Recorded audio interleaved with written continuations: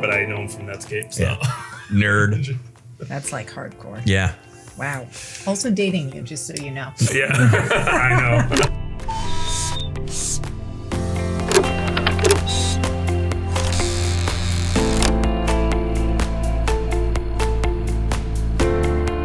Welcome to The Immersive Lens, the podcast exploring technologies reshaping how we live, work, and learn. From AI and virtual reality to creative media and design, we are diving into the tools and ideas shaping our connected world.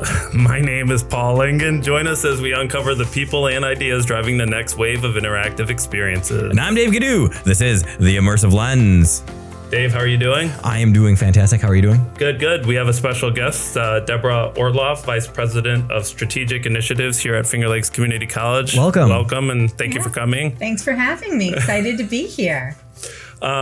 So Deb, what we normally do is we'll do some hot takes, and then we'll get into an event that's happening on June 10th here, right? Yeah, I'm excited to talk about that. Excellent. So do you have a hot take? I have two hot takes. Oh, two.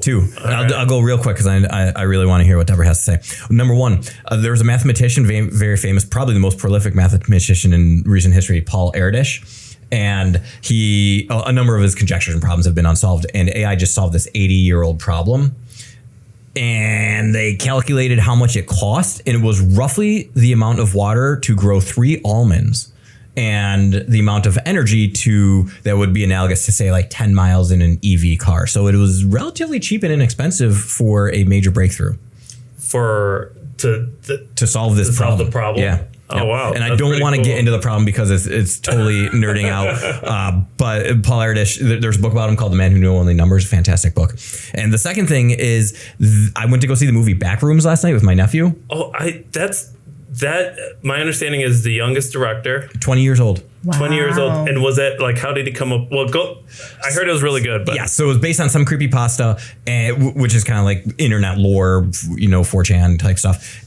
And he made a YouTube miniseries, and that's kind of how he got this gig. Absolutely fantastic movie, but it has this weird imagery in it, and I think it's all practical effects. Like they built these sets that are really just really weird. But there's these sequences where you start to see reality like decaying, and I think it's a commentary on AI and model collapse and synthetic data. It was just really cool, and especially because in one scene you see like a woman that has 6 fingers, and you're like, oh, okay. Oh. So there's this like meta commentary. It's just a really fantastic movie, even if it's a slow burn horror suspense movie. Great, absolutely fantastic. So can I ask you, is it horror? Is it drama? Because I couldn't figure out. It's suspense. It's suspense.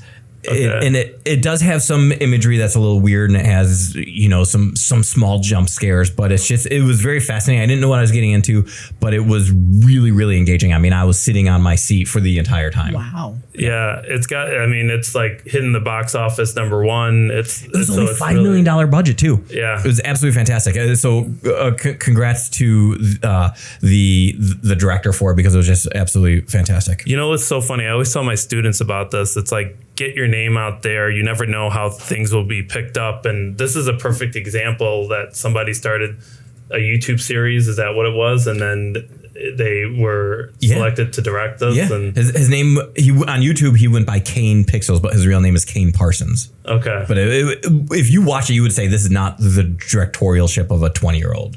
Yeah. It was just really, really, really interesting. That's so cool. Okay. Yeah. So I've yammered on enough about that. So my hot take was I saw an interview with Mark Andreessen, the founder of Netscape. What's Netscape? Netscape.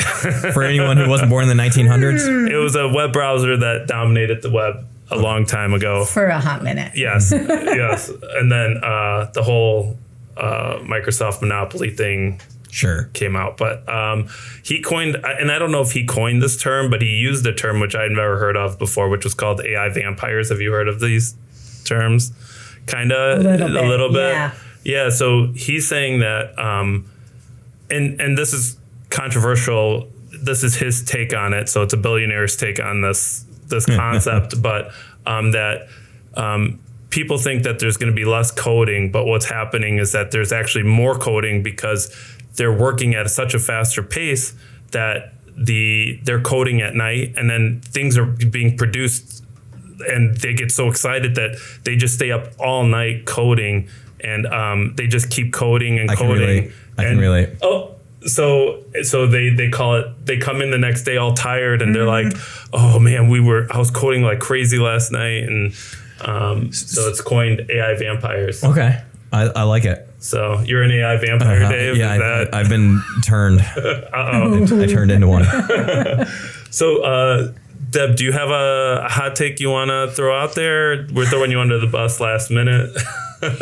I feel like mine are a little less esoteric, but the thing I'm actually just really excited about right now is the new infographic capabilities in ChatGPT. I feel like ChatGPT has, for a while now, been lagging behind some of the other models and products that are out there, even though it was sort of first to market and a lot of people are most familiar with it. I found myself, of late turning away from it, just feeling like it wasn't offering me the same benefits as some of the other tools I was using. But with their infographic update, they are really bringing some great new features and the ability to create and push both creative thinking and communication effectively. The way they deal with text is insane. Yes, it's absolutely insane.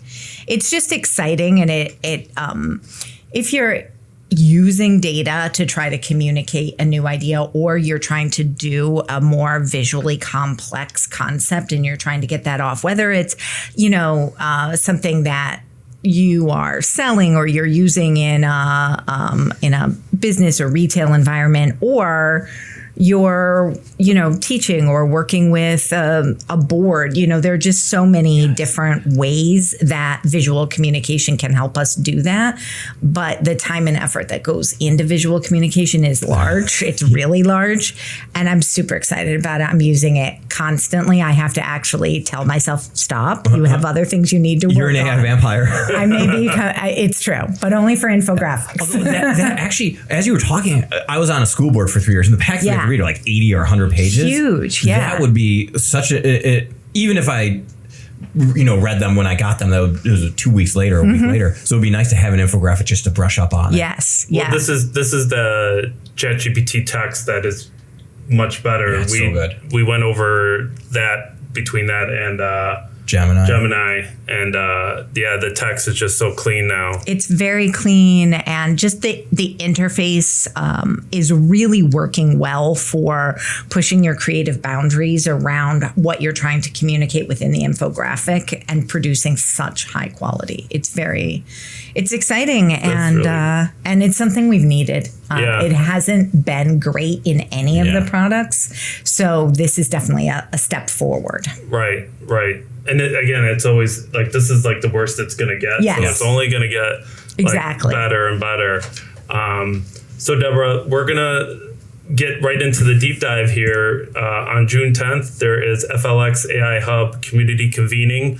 Can you tell us a little bit about what that is? Absolutely. So this is actually, its official title is, it's the second annual. Yes, Community Convening. Excellent. So about a year ago at the first annual Community Convening, we had just started and were really announcing the establishment of the FLX AI Hub with as much fanfare as we could bring, knowing that this was this amazing opportunity to bring members of our community writ large together to talk and learn together and dig in with AI and with just thinking about, this is a major change, and we all knew it was. We knew it was a moment. We started working together on the first annual, not knowing what it was going to bring. No idea. We just thought, this is important. We're going to bring people together. We're going to learn together. We're going to dig in. We're going to see what happens. And it was the beginning of something very magical, something very exciting, where we're partnering with the Ontario County Chamber of Commerce. They partnered with us last year and throughout this year to really say to the entire Finger Lakes community, we know this is a huge change and we want to be in this with you. We want to learn together. And that's what we will be doing again here on June 10th. But a year later, we've all learned so much, and it's insane. It's insane, right? Oh, yeah. And it's been such a just fantastic amount of change within AI and within emergent tech broadly, AI adjacent as well. But I think also for us in this broader community, thinking about how we can tackle things, what this is going to mean in particular industries, we're still learning a lot, but that rapid excitement and almost frenetic energy, it's pretty exciting to be around. And I, for one, am just so excited to welcome members of so many different industries. We've got healthcare, we've got folks from manufacturing, we've got a lot of small business owners, retail, consulting, personal services, professional services, just the gamut. And what an exciting place to dig in and be a part of that conversation. And I think this is especially helpful for a lot of those small businesses that are in the area. Absolutely. I think Tracy and Marissa, they do fantastic work at the Chamber of Commerce. They said something like, and you can correct my math on this, something like 85% of the companies in the Chamber of Commerce have 5 or fewer employees. So AI is a real force multiplier for that population. Absolutely. And it's one of the things I'm most excited about. I see it here at the community college.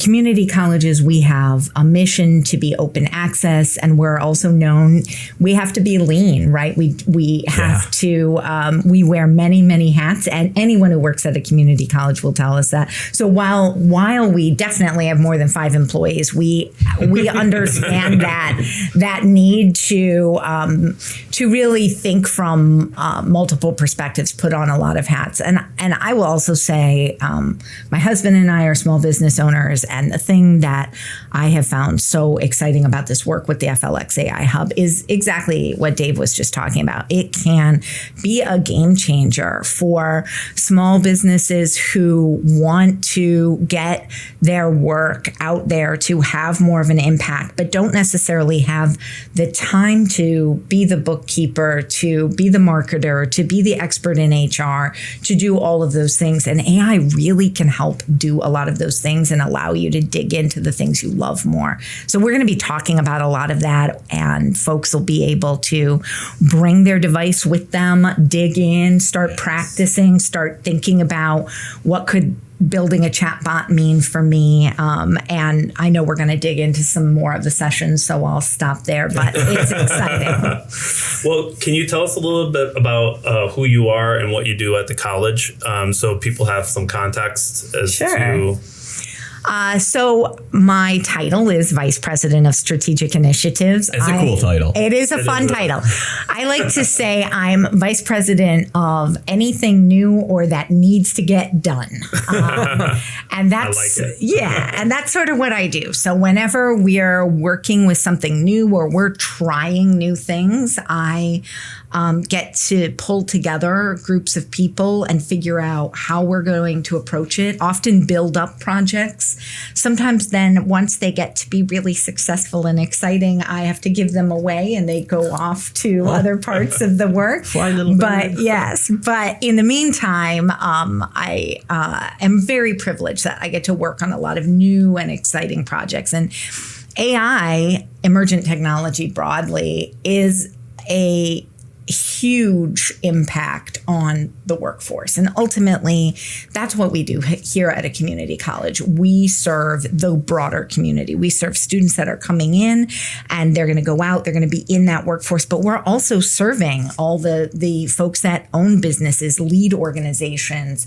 And we're in this sort of constant cycle of understanding what they need so we can make sure students are prepared and those students can go back out and lead those organizations. So being on the bleeding edge of things is pretty important for what we do. And I'm lucky that I get to be a part of whatever that looks like in that moment. And right now, a big part of my work is working with the FLX AI Hub and working with our community to figure out what that's going to mean. Yeah, I think that's great to be on the cutting edge with all this stuff. Let's not forget, Deb got us that laptop. Deb did get us the Mac Neo. That's a strategic initiative right there. Okay. Can't forget that. Yeah, that was very complicated because I signed a purchasing order. There are things I do that are a little more complicated. But you kept it quiet from Dave and I so we didn't know what was coming. Yes. So you're sneaky. We got to watch out. We got to watch out. Yeah. All right. I can be sneaky. That's right. It's true.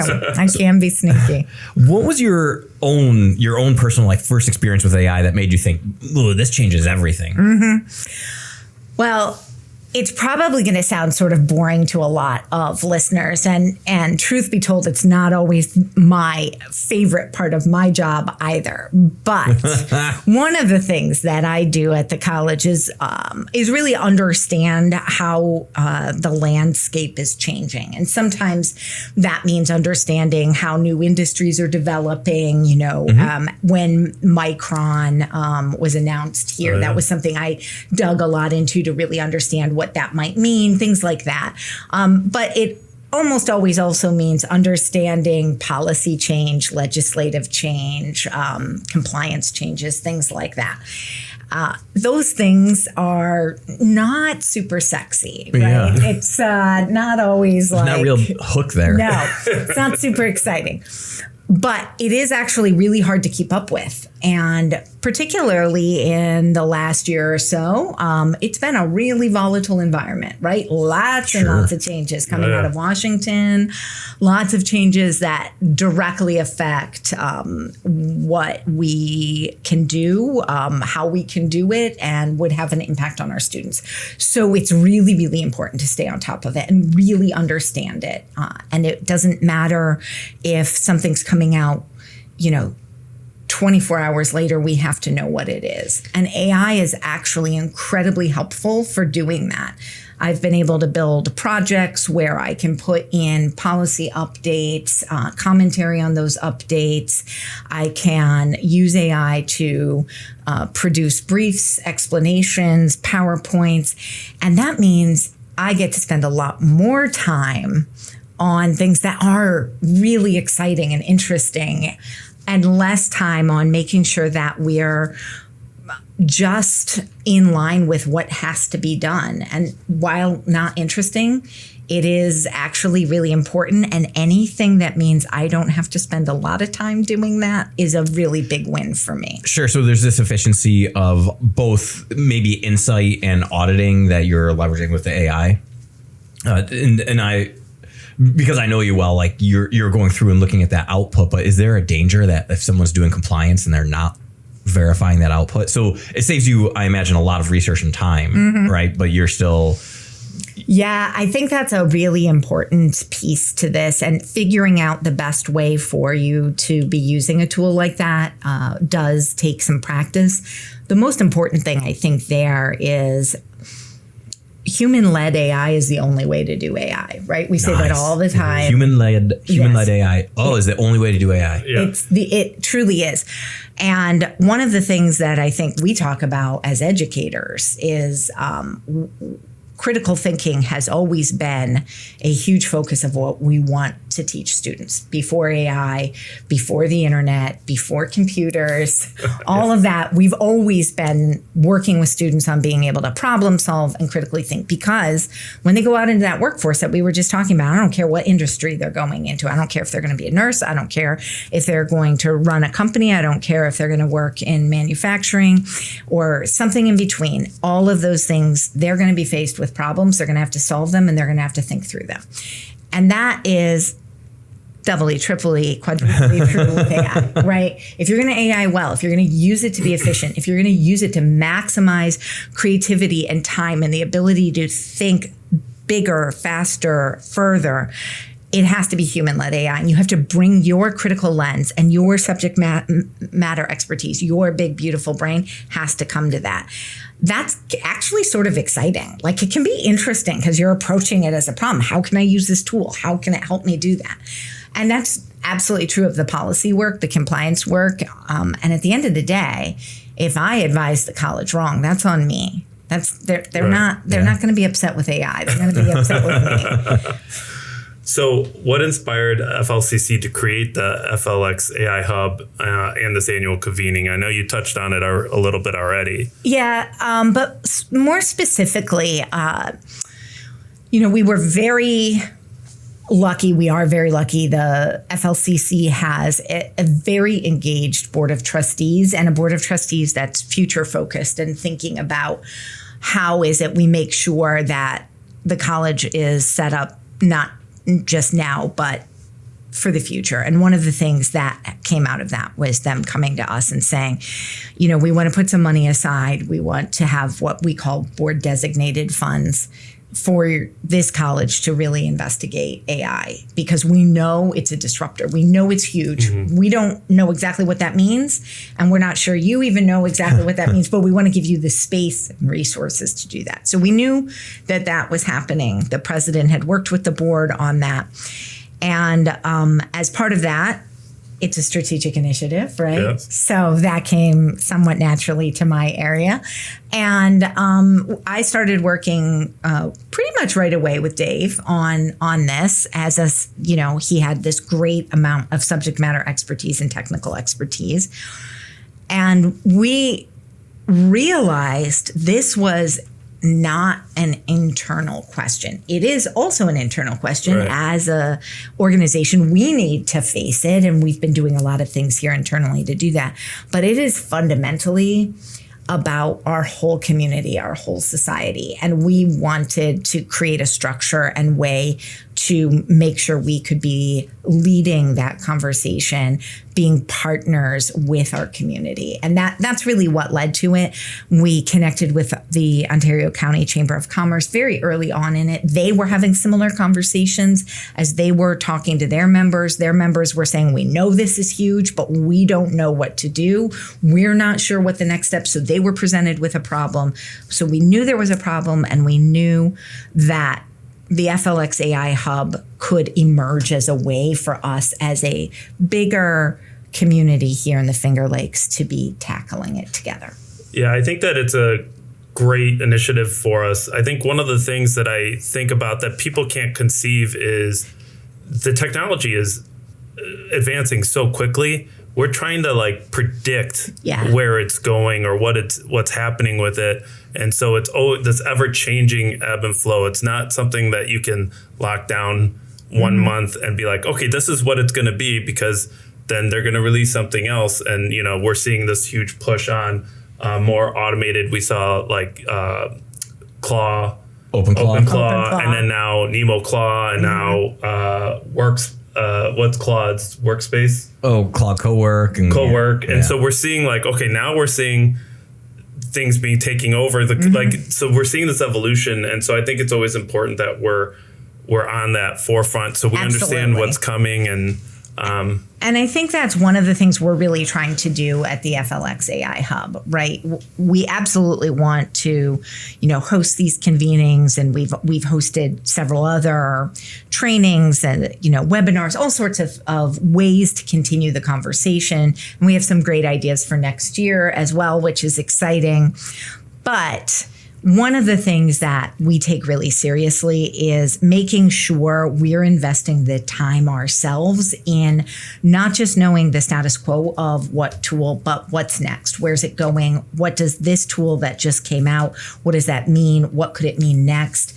And part of that is because it's dizzying, right? It is amazing and awe-inspiring in both the best way and sometimes also the worst way, right? It's intense. Yes. And I think for our bigger community, they can't necessarily take the time to be as fully informed because they need to go run their business or they need to go teach their class so by being a place where we're really digging in every single day on new tools, on implications, on what does this mean for the bigger society? What questions are we talking about?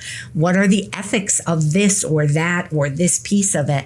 So we're essentially in constant communication. I actually really genuinely mean that. It is just an ongoing, constant communication within those, with those folks that are engaged in the FLX AI Hub, to say, what does this mean? And what does this mean for what's next? we're excited to bring some of that part of that conversation. Some of the sessions are very sort of future forward looking on June 10th, but that's also a big part of the work we're doing and will continue to do. Excellent. Yeah.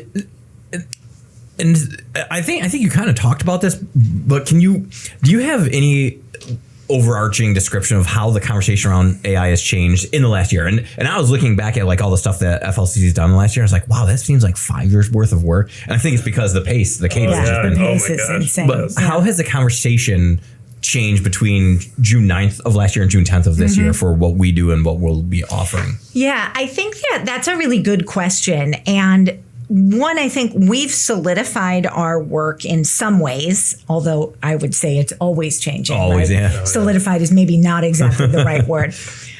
One of the things we're really committed to is the concept that there's always an on-ramp and making sure that on-ramp is open. So if you haven't engaged in AI or it was something you thought wasn't for you, we're always going to be there to say, nope, let's talk. Let's get in there. Let's dig in. Let's think about what this could mean. A year ago, most people were maybe on the ramp or thinking about the ramp. So like standing at the... Yeah, they're like, At the edge. there's a ramp over there. Maybe I'll go over there, right? And some people were on the ramp, but they weren't sure, right? You know, if we kill this metaphor to death, that the velocity wasn't sure yet. Were they going to speed up or were they going to sort of like hang out on the side of the road? So that was very, very accurate a year ago. There were folks that were excited, but they weren't advancing and they weren't, their ideas around what this would mean weren't crystallized. That's pretty dramatically changed. And we see that also in the conversations we're having, right? If we go out to an organization, whether it's a keynote or a workshop or, or really just being a thought partner, the questions we're getting are definitely more advanced than they were a year ago. But the on-ramp is still there. There are still folks that haven't engaged with it. So by me saying, the questions have become more advanced, that doesn't mean if you're listening to this, you should say, oh, I'm done, right? Yeah. I missed it. Right. No one's missed anything, right? Absolutely. And there's absolutely always an opportunity. But just to sort of close the circle on this part of the conversation, I think we have seen that in our work. And if I were to characterize what we're offering, here at the second annual convening, we were really thoughtful about making sure the on-ramp is still there. There are beginning sessions. If you've never thought about AI, that's no problem. But also having sessions that I would characterize as intermediate or intermediate advanced. So we're looking at some of those more advanced tools or next step tools. And we're also really talking about what's next from there so everyone will have the opportunity to think forward a little bit about where we see AI going in the next year. That's great. So when you selected all the sessions and whatnot, you got the range so you could address the people who are very reluctant, some people that are already on there that want a little bit more detail. So I think that's fantastic. So what were some sessions that immediately stood out to you as something attendees shouldn't miss? Well, I'm probably the one I'm most excited about, not to completely put you on the spot, Paul, but is actually the session that you're going to be hosting. And I really think that it is where a lot of organizations need to go. So you're going to be hosting a session on building an LLM and what that means. So I won't even pretend to explain all of that, and you can do that. But I'm excited about the work we're doing here with that project at FLCC. And again, as I think about where organizations are going to go, one of the things I do a lot of work on is with data. Data is incredibly powerful within AI, but there are a huge number of privacy concerns on a number of levels, not just the idea of personally identifiable information, but also about trade secrets and copyright. And this is a layered issue when we're talking about the use of AI within any given business organization. Right. So I'm really excited about your session. Yeah. So I'm going to be doing, for the folks out there, I'm going to be doing running local LLMs. So we're going to go over different, approaches. So it'll be from phone to computer to self-standing system. And we'll cover all those things that you spoke about regarding privacy and additional items. And we'll do some demos. It'll be fun. Yes, I'm excited about it. And I think you're in another session, Dave. Mine's going to be boring. I'm going to come to yours. I know this is the problem. I always want to go to all the sessions and then I can't attend them all. So that's the one I'm probably I'm just really excited about what that means for the future. And I think for our community, the opportunity to have your expertise there for organizations to think about, hey, is this right for me? That's exciting. Yeah, I think it's going through it. I'm testing a bunch of stuff out, and it's interesting. I'm going to be working with some people at the school and seeing how we can integrate it. So then I can, during the sessions, kind of talk through how they might want to integrate it. But I do see a lot of potential in that area. And you can see, again, everything is trending. Before it was like isolated to just a machine. Now you could do it on a regular computer, and now you can even do it on a phone. So it's like the range is just constantly. And we've been playing this for many months. Before January, I think we started like literally last year.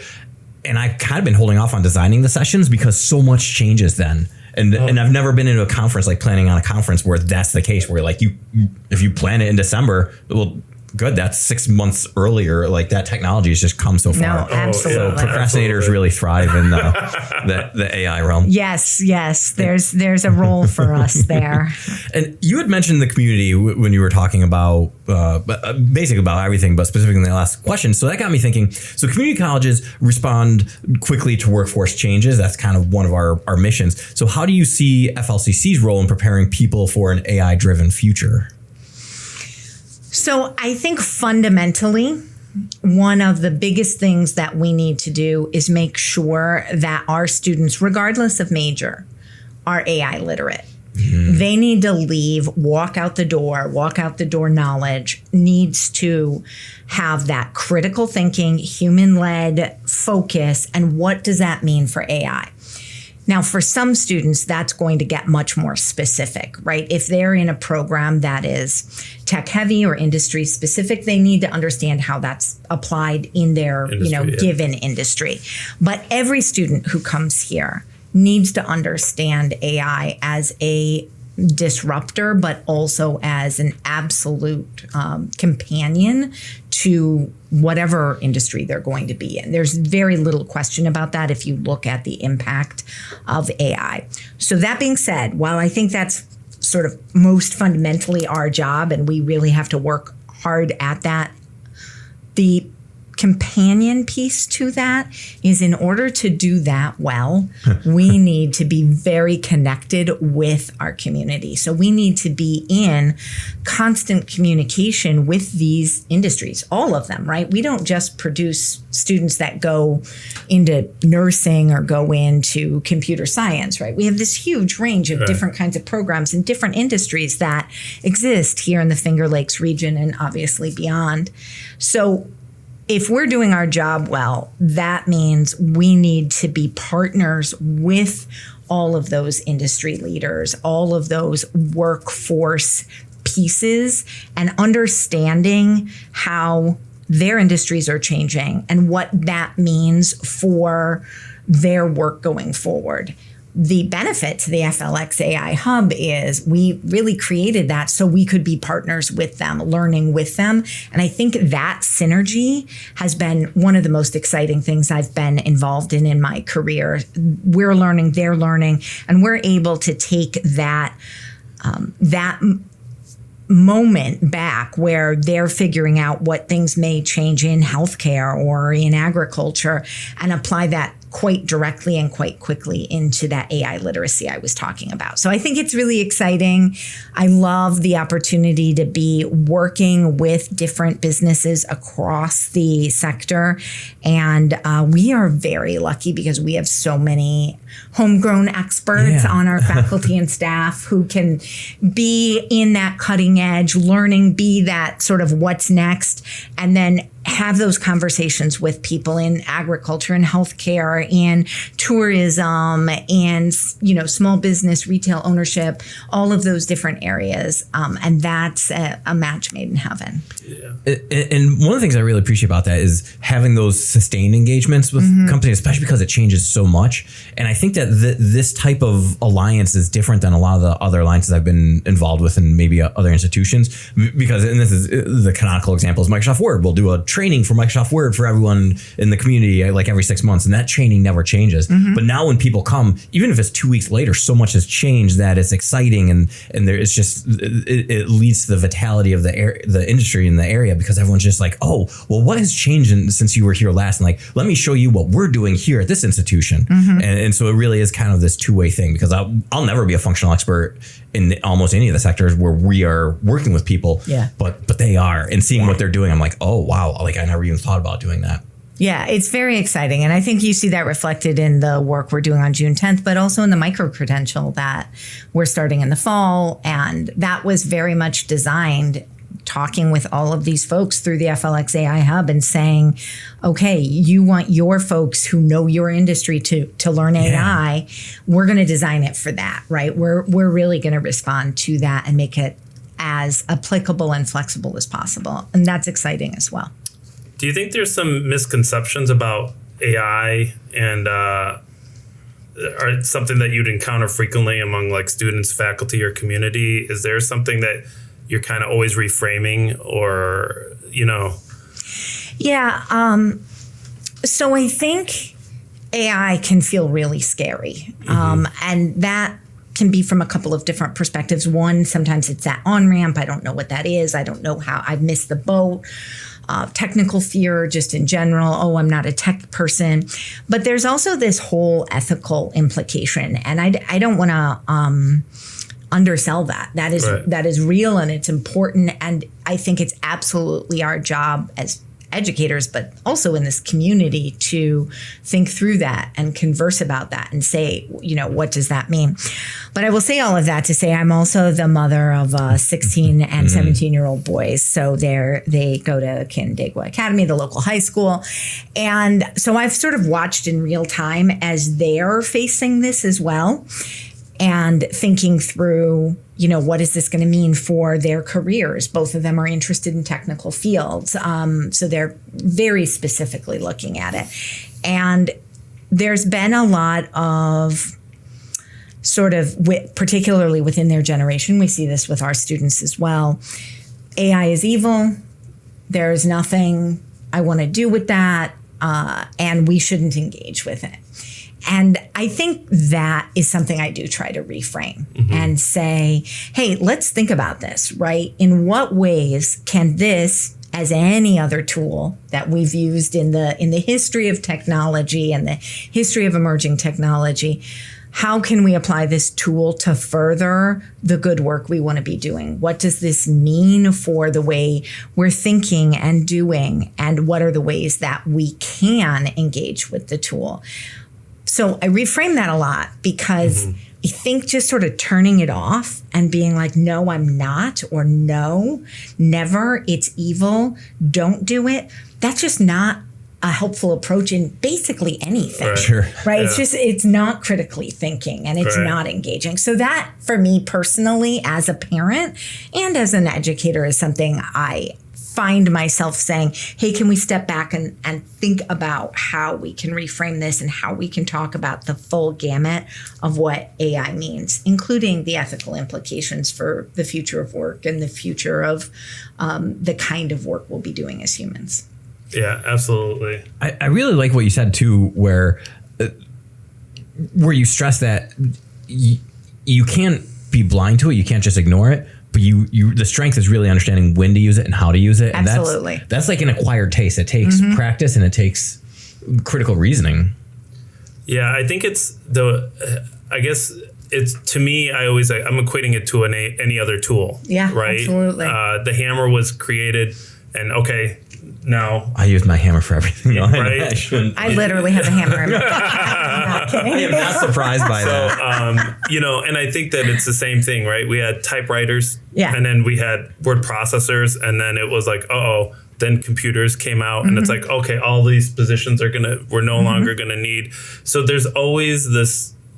I think there is always an initial fear, and I think that it's good that we listen to those fears, because I'm curious about why they think that, and I know that it can be scary. There's like these dark outlooks on what's going to happen, but I also see it as an efficiency tool. And now that we're more efficient, we'll be doing the same work. We'll be doing more of it. And I think it's the same thing with agriculture when they started coming up with tractors that were more efficient and doing more things, and GPS. And I think there's even drone. Yes, there's a lot of drone usage. Drone usage now in agriculture. Yeah. And, it's not like I think it's a supplement or a tool to help. It's interesting because I get both sides of the story. Absolutely. And, we talked about virtual actors and AI-driven actors like Val Kilmer and the ethics behind even use of that. And so I think that there's a lot of discussion around this, but it's interesting how you have to kind of reframe it or kind of communicate. Let's think about this slightly differently. Yeah. But very good. So, and maybe you just answer this question, but maybe now I want to give you some space to just think about, like, if attendees leave with only one takeaway, what do you hope it is? Yeah, that's a great question. I think the biggest takeaway would be what's next. And tell us more. that what's next, and that was a West Wing reference for any of my fellow West Wing nuts listening. But that what's next is probably going to come at a couple of different levels, right? There's like a personal what's next. What action am I going to take? What does this mean for my own learning? But also that what's next for my industry and my business. And that's a little bit different than your own personal what's next. But the biggest what's next that I hope all of us are able to consider is what's next for us together here in the Finger Lakes region. There's no question that AI, as the sort of most dominant emergent technology right now, is a disruptor. It's a disruptor in the way we're doing work. And the future of work is going to continue to look different. I want to help shape that conversation together. So I'm hoping that as we all have our personal what's next, our business and industry what's next, absolutely, let's take those with us. But let's also have a collective what's next. How do we continue making sure that this technology works to enhance the human lives here in the Finger Lakes? That's exciting, and I'm excited to be a part of it. Yeah, I'm actually excited about hearing what other people have to say, because sometimes, to your point, Dave, you mentioned we're not experts at every aspect of what our community is doing, but I know, like, I was presented with a challenge, and I didn't even think it was a challenge. So that night I started. Oh, the AI challenge. No, this is a different challenge. I'll explain it in the future. How many challenges are you doing? But teasing a future episode. That's right. But they were running into this issue, and I was like, oh, I could develop something to remedy that issue, and so it just got me thinking. But it gave me a focus. So I'll be like, oh, I'll be able to program something that will accommodate what they're looking for. Ooh, look at you. But sometimes you need that discussion point. So like you said, we're not experts, but if someone came to you from agriculture and said, here's our issues, we're running into this. Exactly. We could solution something that could absolutely. And I think that those conversations are important to have. Yeah. They're actually really critical to, I think, the way we need to continue to do the work. It's really an answer to that bigger piece that we continue to come together.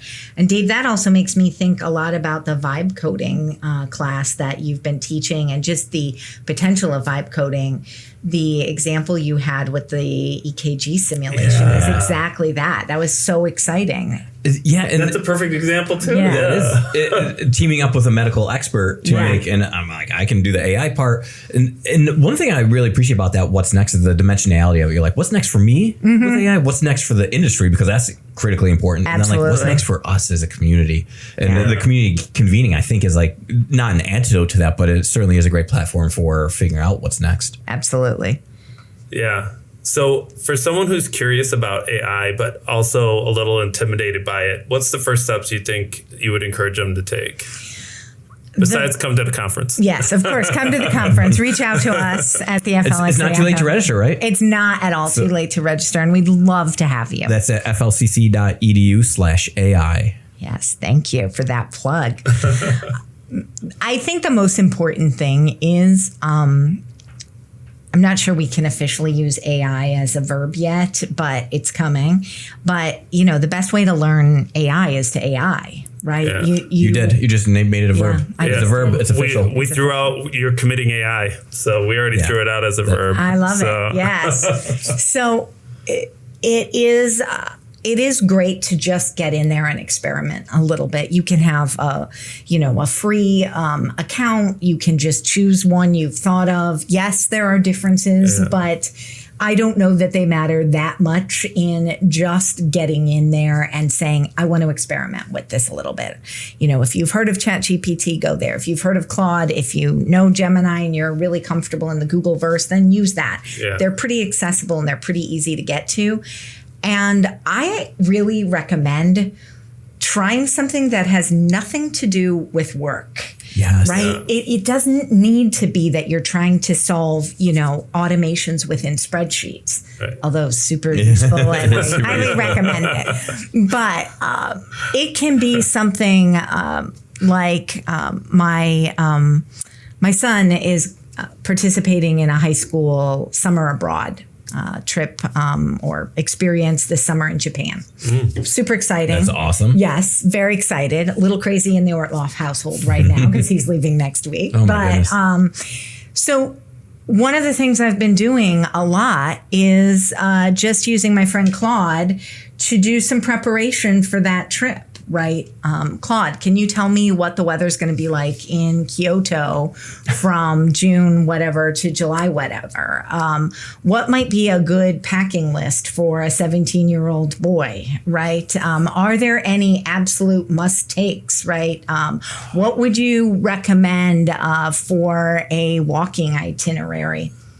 Claude has helped me with all of that. So it doesn't have to be that you're going right to something that's super industry specific or super specific to a problem you're solving at your place of business. Now, if you have one of those, by all means, but I find it from an accessibility perspective just a little bit easier to just take something like the example I just gave you and just say, hey, can this help me with this? Can I just do this? And will it be useful? And somehow it takes the pressure off when you're not trying to solve a work problem. Yes. And it can be a lot of fun, too. I've enjoyed the conversations I've been having because I don't get to go to Kyoto. A, you should go visit. I should. B, that also aligns with your analogy of the on-ramp. So maybe maybe you don't even know how to use it in work. Okay, well, plan a trip with it or ask it questions about because, pre-AI, if you go to Google and like, what should a 17-year-old bring to Japan, then you'll get someone's blog. They're like, this is what I pack. But now you're getting just this huge perspective of everything that everyone's ever known, and you get a much more customized list. And I think the hallucination rate is so low in AI that like you really don't. It hardly ever miscalibrates. So that's exciting. Yeah. And what a fantastic example too. It's actually been a lot of fun, and I will say it's been pretty useful. It saved me time. Yeah. As we're sort of trying to pull this all together. Does it give you peace of mind too? For me, right? Like I'm sending my kid off, all the way across the world. Yeah, it's different if you're packing for like 2 weeks for a summer camp that's an hour away versus... Yeah, it's a longer period of time. He hasn't been away from home like that. I think he went to summer camp, but not the same thing. So it helps me feel like I have a little bit more control. And I do think that's... perhaps an irony, right? When we think about some of the ethics conversations around AI. But I actually find that because it's a tool and it's a tool that I'm using in a lot of different ways, it does feel to me like it's giving me a modicum of control that I wouldn't otherwise have. That Kyoto example is a really good one, but that's true in work as well. Even that really boring example I gave you about policy work, that can be a stressful environment, right? When you have dictations or rule changes or other things coming down at you, and you need to have an answer for your boss or the board or whomever very quickly, being able to have some control over a high risk environment, it's helpful. And I have found that to be reassuring in the work I do. Great. Is there? We have one more last question here, but is there, before we get to that one, anything that you want to mention about the conference or the convening, the second annual convening? That's right, second annual. I think the main thing would be come join us, right? Yes. Just come engage with the conversation wherever you are on the on-ramp. We have sessions for you and some really good learning and conversing is going to happen, and some pretty yummy food too. So, you can't lose. So last year they did, and I know I talk about this all the time, and so it sounds like I'm just obsessed, but I am. The s'more muffins. They will be there. I'm going to try them. This is my... Okay, there's an on-ramp for you for these muffins. Okay. And I was reluctant because you talk them up so much. I'm worried that they're not going to be as good. They are very good. They are very excellent. And we did order extra from our awesome catering partner. They make them fresh here. Jenny, she's just fantastic. She is a very talented chef. And we're lucky to have her. So go ahead. You can ask this question. If someone could only attend one workshop and one discussion session, so there will be, I don't think we talked about the structure where there's like these hand-on workshops, but then every session there's also going to just be a conversation. What combination will give them the best? This is a really tricky question, Paul. Is it? So, maybe it's loaded. I don't know. If someone could only attend one workshop and one discussion, what combination would give them the best experience of what this conference is all about? Oh, well, I mean, obviously context is everything and what you're trying to get out of it matters. But if I only could pick a couple of sessions. So although I'm very excited about Paul's session, I've already said that, I would say I would go to the Claude Co-work section. It's or session. It is Claude Co-work Can Organize Your Life. It is offered by our very own Dave Cadu. Yeah, so plugging that as well. Mano y mano. Yes, but one of the reasons I would suggest that is I think it is absolutely maybe not what's next, but it is what's now. Yeah. In work, and particularly for small businesses, the potential with Claude Co-work is just astronomical, and I'm very excited about it. Using it myself, both as in the small business I own with my husband, but also here at the college. There's so much potential.